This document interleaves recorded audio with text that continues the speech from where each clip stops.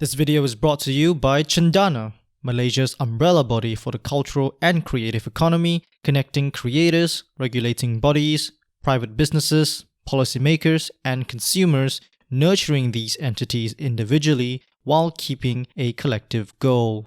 For more information, do check out the links in the description below.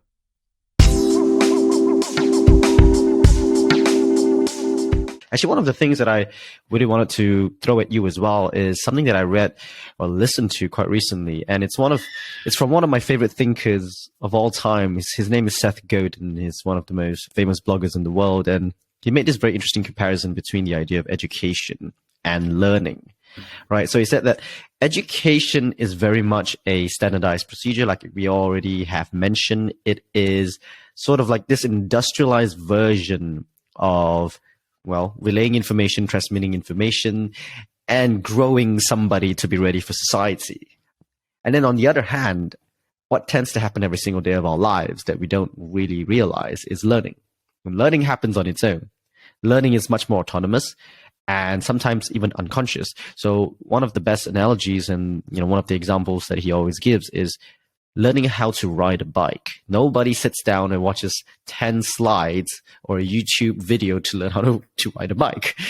You just learn how to ride a bike by riding a bike. And I think a lot of the things that we learn, or I think a much more accurate way to put it is that the things and the skills that we tend to hold on to are those that we did not learn by watching a slideshow. Mm-hmm. We learn them by actually making mistakes and doing them ourselves. Mm-hmm. And I think dance is one of the best things to do, or best environments to do that, to learn, because there is always space to make mistakes.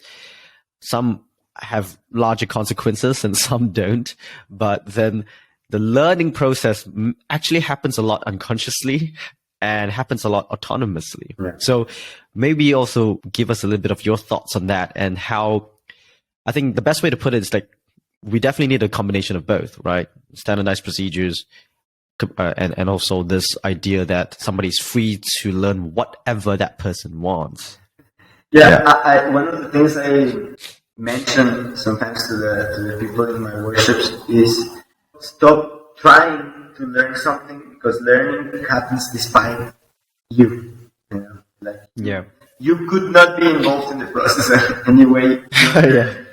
But what happens with that thought is that it can yield, or it can take people into the idea of, I don't need to pay attention, or I don't need to be engaged to learn. And that's where I think the tricky part of this is. Learning is a process that sometimes, what I've seen, is so unconscious that when you have a class that has no real substance, what people learn are the habits of the teacher. You know what I mean? Wow. Okay. That's cool. That's really cool. Yeah. This is one of the things that I have observed.